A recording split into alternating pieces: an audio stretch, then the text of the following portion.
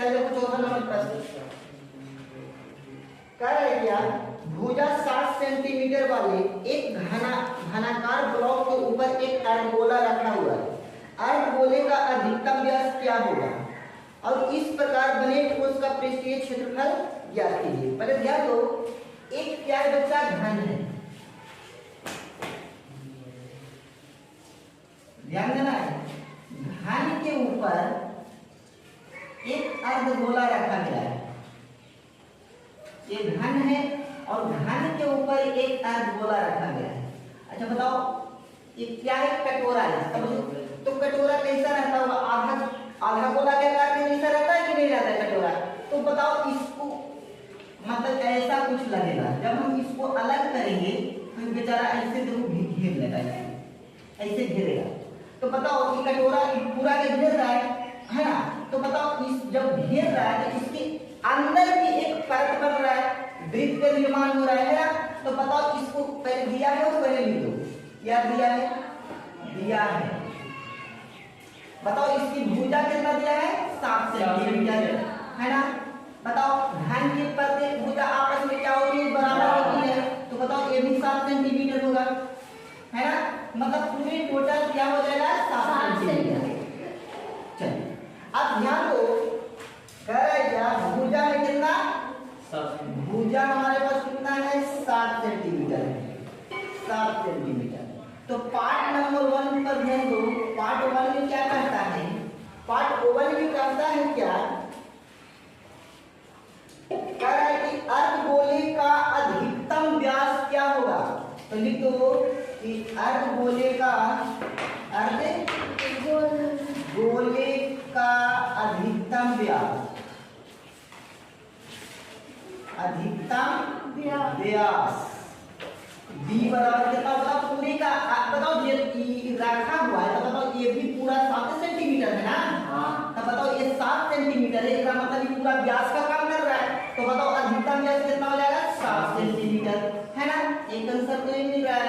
दूसरा पार्ट में क्या कहता है, ध्यान देना है। पार्ट 2, पार्ट 2 में क्या कहता है, क्या पार्ट 2 में कहता है कि पृष्ठीय क्षेत्रफल, एक ठोस बना हुआ है ठोस, इसका पृष्ठीय क्षेत्रफल क्या करना है। तो लिख दो ठोस का पृष्ठीय क्षेत्रफल है ना। अब ध्यान से देखना है कि क्या है, घन है। तो क्या हो जाएगा, घन का क्षेत्रफल प्लस, अब बताओ घन में क्या काटा गया है, एक अर्धगोला, अर्धगोले का क्षेत्रफल, अर्धगोले का क्षेत्रफल, अब माइनस कर देना क्या, वृत्त का क्षेत्रफल है ना जी, वृत्त का क्षेत्रफल। अब थोड़ा ध्यान दो, बताओ घन का क्षेत्रफल क्या होता है, 6 गुने भुजा स्क्वायर होता है या नहीं होता है। अब प्लस अर्धगोले का क्षेत्रफल 2 पाई r स्क्वायर, अब माइनस वृत्त का क्षेत्रफल होता है पाई r स्क्वायर, ये होता है ना। चलिए अब ध्यान से देखो, 6 गुने भुजा हमारे पास कितना है, 7 सेंटीमीटर है। तो 7 सेंटीमीटर में होल स्क्वायर कर सकते हैं, बीच में क्या है प्लस। अब देखो जी 2 पाई r स्क्वायर यहाँ है, पाई r स्क्वायर यहाँ है, 2 को पाई r स्क्वायर में से 1 को पाई r स्क्वायर घटेगा तो क्या पाई r स्क्वायर है वो बचेगा या नहीं बचेगा, बचेगा। तो अब थोड़ा ध्यान दो, 6 गुने 7 प्लस पाई का मान कितना होता है, 22/7 गुने त्रिज्या कितना है, 7 गुने में 7। कोई दिक्कत हो रहा है क्या, क्या दिक्कत है। अच्छा आगे कुछ दिक्कत तो नहीं है, अच्छा ठीक है। ध्यान दो, ए से कटेगा, कटेगा ना, और कुछ हो रहा है नहीं, अच्छा ठीक है। नंबर 1 मिनट, त्रिज्या हमको मालूम है क्या, ये तो पूरा व्यास हो गया।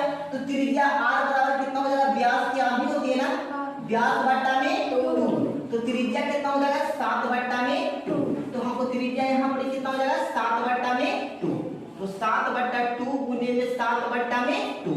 अब देखो 7 से 7 खत्म होगा, 11 दूना 22।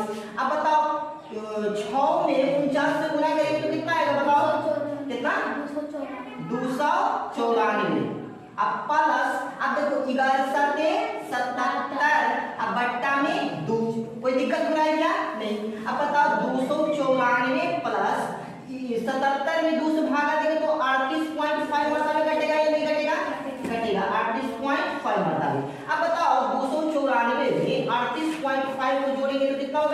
332.5 सेंटीमीटर स्क्वायर। कोई दिक्कत हो रहा है क्या? नहीं। चलिए उतारिए। चल 55 नंबर प्रश्न ध्यान दो। 55 नंबर प्रश्न क्या कह रहा है, ध्यान से सुनना है। कह रहा है एक घनाकार ब्लॉक के एक घनाकार ब्लॉक के एक फलक को अंदर की ओर से काटकर एक अर्धगोलाकार गड्ढा इस प्रकार बनाया गया है कि अर्धगोले का व्यास घन के एक किनारे के व्यास के बराबर है। तो शेष बचे ठोस का पृष्ठीय क्षेत्रफल ज्ञात करना है। बताओ कभी बड़ी काम देखा है तुम लोग? देखना, एक मान के चलिए कि एक घन है, ध्यान से देखना है। एक घनाकार ब्लॉक है, ध्यान से बच्चा ध्यान दो। एक घनाकार ब्लॉक है, मान लीजिए घनाकार ब्लॉक लकड़ी है ना। ये लकड़ी को मिस्त्री बेचारा काट रहा है, अर्धगोले का आकार का हिस्सा, और काटने वाला को बाहर कर रहा है। समझ में आ रहा है? तो देखो जब एक काट के बाहर करेगा तो देखना एक कटा हुआ भाग के ऊपर एक वृत्त का भी निर्माण हुआ गोल। समझ में आ रहा है? और ये तो अर्धगोला काट ही रहा है, कौची में से काट रहा है, घन में से काट रहा है या नहीं काट रहा है? काट रहा है। पहले भी ध्यान से देखना है कि पहले हम ये यहाँ पर लिख देते हैं दिया है, दिया है। हमको ये पता नहीं है कि इसकी भुजा कितना है, तो मान लेते हैं इसकी भुजा है 1 सेंटीमीटर। का कोई दिक्कत नहीं है? पहले ध्यान से देखना है। पहले इसको मान लेते हैं, माना घन की भुजा 1 सेंटीमीटर। अब बबुआ घन की भुजा 1 सेंटीमीटर है तो अर्धगोले का भी पूरा व्यास 1 सेंटीमीटर होगा। वृत्त का भी व्यास 1 सेंटीमीटर होगा। समझ में आ रहा है नहीं आ रहा है? आ रहा है। चलिए तो बताओ भुजा जब 1 सेंटीमीटर है तो व्यास क्या हो जाएगा बाबू? व्यास d बराबर भी हो जाएगा 1 सेंटीमीटर। तो त्रिज्या हमारे पास क्या हो जाएगा? त्रिज्या व्यास की आधी होती है तो क्या हो जाएगा? व्यास बट्टा में 2। कोई दिक्कत? तब बबुआ व्यास कितना है बताओ? व्यास है हमारा a बट्टा में 2 सेंटीमीटर। का कोई दिक्कत हो रहा है क्या? नहीं। अब कह रहा है क्या? ये पृष्ठ है ना, बचे हुए पृष्ठ का क्षेत्रफल ज्ञात करना है। चलिए प्रश्नानुसार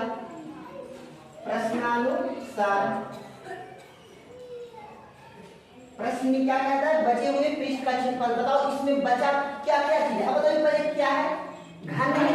घन में से क्या काटा गया है? एक अर्धगोले। अब बताओ अर्धगोला कटेगा तो एक परत का भी निर्माण होगा, है ना? तो बताओ क्या है? वृत्त है। चलिए लिखो पृष्ठीय क्षेत्रफल, है ना?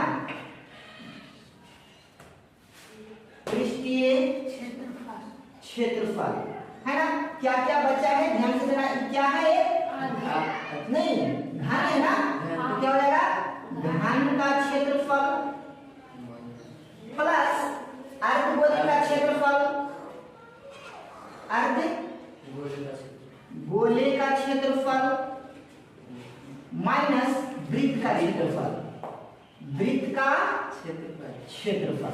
का कोई दिक्कत हो रहा है? नहीं। बताओ घन का क्षेत्रफल तो जानने का है 6 गुणे भुजा स्क्वायर होता है।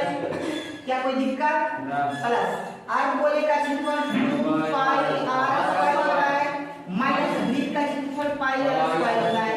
कोई दिक्कत नहीं है? चलिए अब बबुआ देखो भुजा को हम क्या माने हैं? 1 सेंटीमीटर का। तो भुजा कितने यहाँ पर हम a देंगे ना, तो ध्यान से देखना 6 गुणे में a स्क्वायर। कोई दिक्कत? प्लस अब बताओ 2 पाई r में से 1 पाई r घटाएंगे तो 1 पाई r बचेगा या नहीं बचेगा? तो क्या बचेगा? पाई r स्क्वायर। अब बबुआ ध्यान से देखना है क्या हो जाएगा? 6a स्क्वायर प्लस अब बताओ पाई का मान कितना होता है? 22 बट्टा में 7 गुणे त्रिज्या कितना है? त्रिज्या हमारे पास a बट्टा में 2 के होल स्क्वायर। कोई दिक्कत नहीं। तो कितना हो जाएगा? ध्यान से देखना है 6a स्क्वायर प्लस कितना हो जाएगा? 22 बट्टा में 7 और गुणे त्रिज्या तो क्या हो जाएगा? a स्क्वायर और बट्टा में 2 दूनी 4। कोई दिक्कत नहीं। तो क्या हो जाएगा बताओ? पाई का मान नहीं होगा, पाई का मान जैसे जैसे छोड़ दो, पाई का मान जैसे जैसे छोड़ दो क्योंकि मान लौटाएगा दिक्कत होगा। पाई का मान जैसे जैसे छोड़ दो। अब ध्यान से देखना है 6a² प्लस गुना करो पाई a स्क्वायर, अब बट्टा में क्या हो जाएगा 4 सेंटीमीटर स्क्वायर। कोई दिक्कत हो रहा है क्या? नहीं ना? चलिए बताइए छठा नंबर प्रश्न कर दिया कह रहे दवा का एक कैप्सूल एक बेलन के आकार का है जिसके दोनों सिरों पर एक एक अर्धगोला लगा हुआ है, जैसा कि आप देख सकते हैं आकृति में, है ना? देखिए नीचे आकृति दिया होगा, है ना? पूरे कैप्सूल की लंबाई 14 mm है और उसका व्यास कितना है 5 mm है। इसका पृष्ठीय क्षेत्रफल ज्ञात करना है। देखो मान के लिए ये क्या है कैप्सूल, कैप्सूल का मतलब दावा, है ना? इसके दोनों सिरों पर एक एक आधा गोला लगा हुआ है। समझ में आ रहा है? कि पूरा कैप्सूल की लंबाई है जो 14 mm है ना? 14 mm का कोई दिक्कत? और इसका व्यास व्यास 5 mm है। अब बबुआ ध्यान से देखना, जब ई वाला 5 है तो ए वाला 5 ही ना होगा, 5 mm। कोई दिक्कत नहीं। अब थोड़ा ध्यान से देखो जी, ये पूरे व्यास दिया है 5 mm, ध्यान से देखना।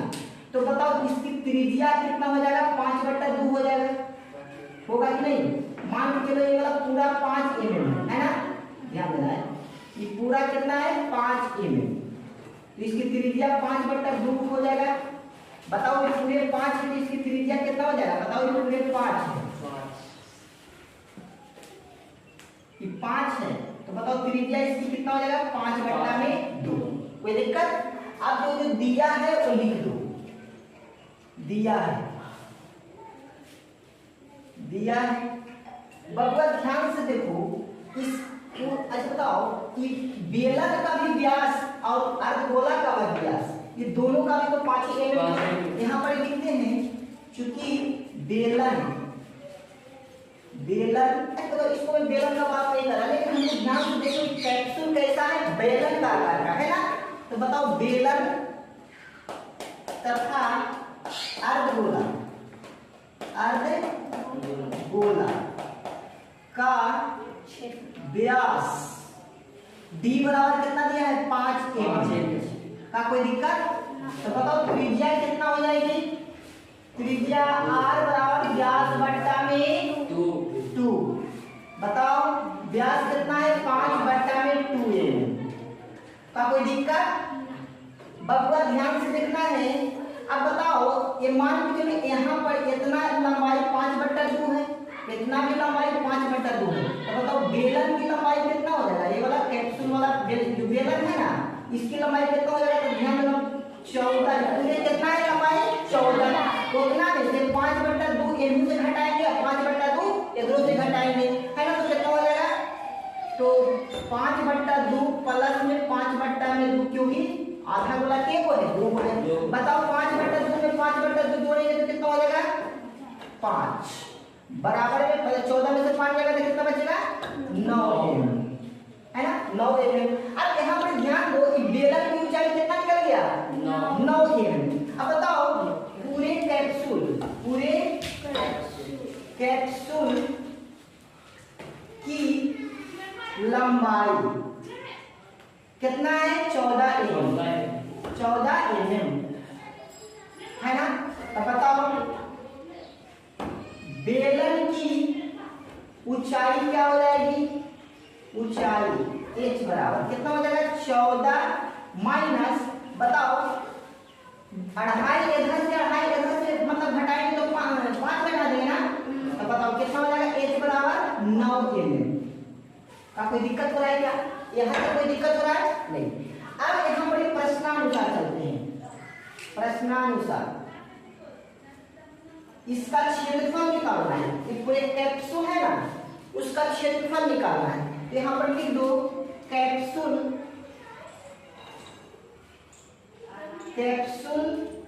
का पृष्ठीय क्षेत्रफल। आप ध्यान से देखना है, कैप्सूल में एक बेलन है ना? बेलन में दो वो अर्धगोला है या नहीं? तो लिखो बेलन का क्षेत्रफल, बेलन का क्षेत्रफल प्लस दो वो अर्धगोला है ना, तो लिखेंगे दो अर्धगोले का क्षेत्रफल, दो अर्धगोले का क्षेत्रफल। अब ध्यान से देखना है, बेलन के क्षेत्रफल होता है 2 पाई आर एच प्लस 2। अब बताओ अर्धगोला क्या होता है? 2 पाई आर स्क्वायर होता है या नहीं होता है? अब ध्यान से देखना है, गुना करो 2 पाई आर एच प्लस 2 दूनी 4 पाई आर स्क्वायर। अब देखो जी ये दोनों में कुछ कॉमन नजर आ रहा है, इसको में भी 2 पाई आर, इसको में भी 2 पाई आर है या नहीं है ना? तो इसको में से 2 पाई आर कॉमन ले लेते हैं, तो बचेगा क्या? एक खाली बचेगा नहीं में, अब प्लस बताओ 4 में 2 से भागा लगाएंगे तो 2 बचेगा ना। अब बताओ यहाँ स्क्वायर है ना, हम एक आर ले हैं तो एक आर तो बच रहा है, कोई दिक्कत तो है क्या? नहीं। अब ध्यान से देखना है, ध्यान से देखो, बताओ 2 और गुने पाई का मान कितना होता है? 22 बटा में 7, 22 बटा में 7 गुना आर कितना है? त्रिज्या 5 बटा में 2, तो कितना हो जाएगा बच्चा? 5 बटा में 2 ब्रैकेट घेर दो। बताओ ऊंचाई कितना है? ऊंचाई हमारे कितना है? 9 है ना, 9। अब प्लस त्रिज्या कितना है बताओ? 2 गुने 5 बटा में 2। कोई दिक्कत हो रहा है क्या? कोई दिक्कत नहीं। अब थोड़ा ध्यान दो बच्चा, देखिए 2 से 2 कटेगा, कटेगा तो बताओ कितना हो जाएगा? 22 गुने में 5 अब बटा में 7। ध्यान से देखना है, अब कितना हो जाएगा? 9 प्लस 2 से 2 कटेगा ना, तो कितना हो जाएगा? 5 बचेगा ना। चलिए ध्यान से देखो कितना हो जाएगा, गुना करो तो कितना होगा बताओ?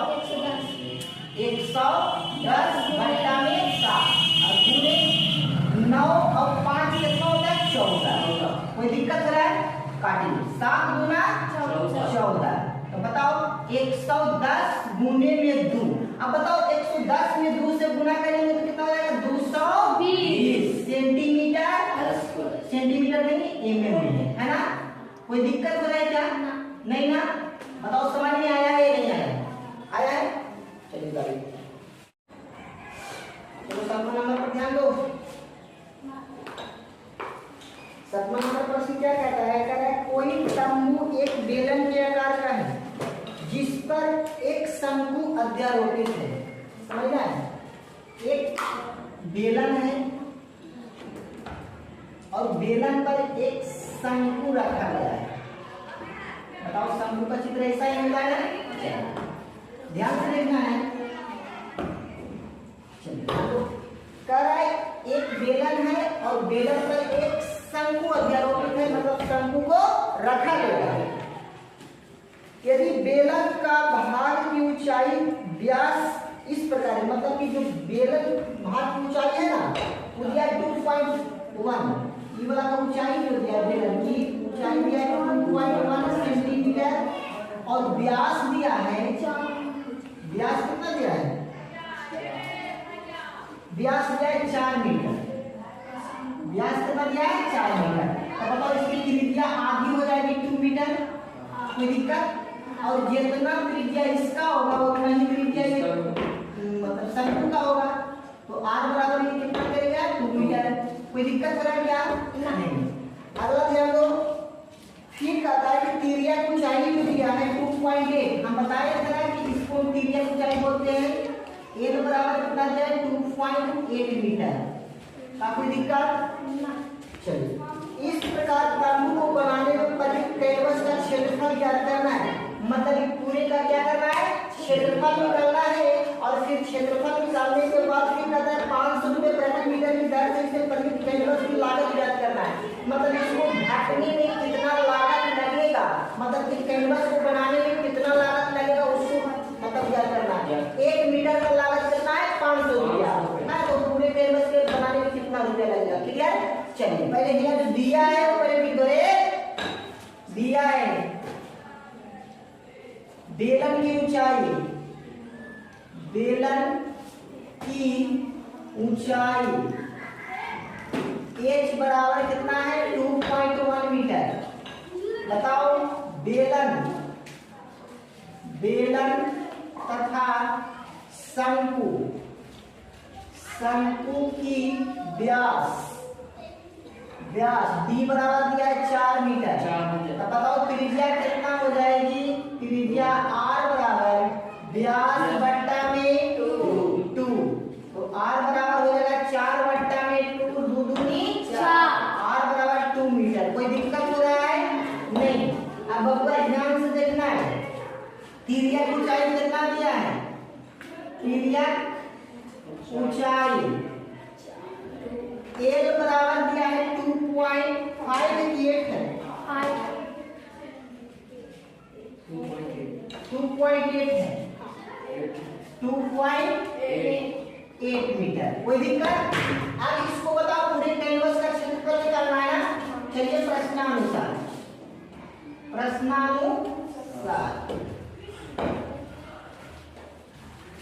प्रश्न में क्या आता है, पूरे क्या करना है, कैनवस की क्षेत्रफल ज्ञात करना है ना। चलिए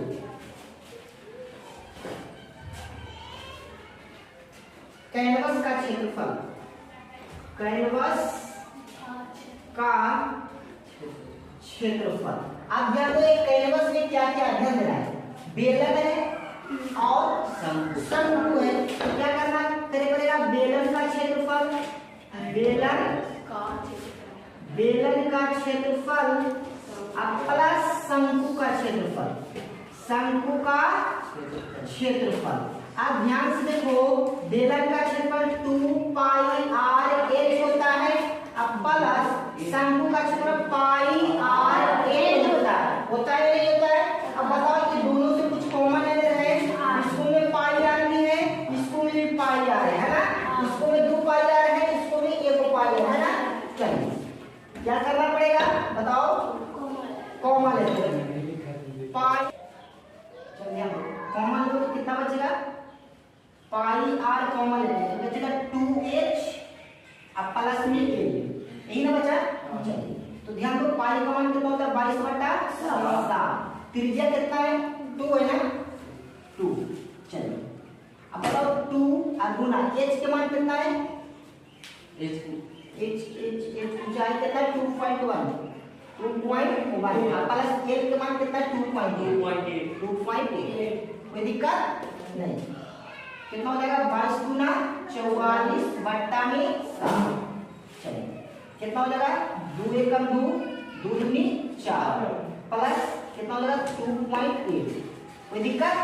अब यहाँ पर ध्यान दो 44 बट्टा में 7 और गुणे, ध्यान देना है 8 और 10 की 0, हाथ में 1, 4 और 2 6 और 1 7। कोई दिक्कत हो रहा है नहीं, 7 से 7 कट गया ना।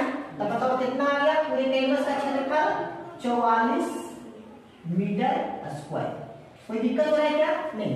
आप ध्यान से देखना है, ये तो 44 मीटर आ गया, लेकिन ये पूरे कैनवस का क्षेत्रफल कितना है 44 मीटर, लेकिन 1 मीटर का लागत कितना आ रहा है 500 रुपया।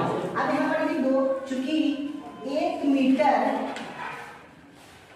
कैनवस का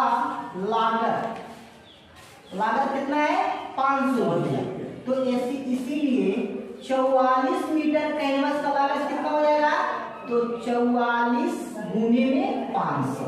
कोई दिक्कत हो रहा है नहीं।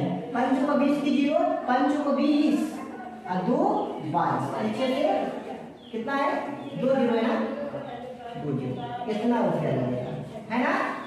कोई दिक्कत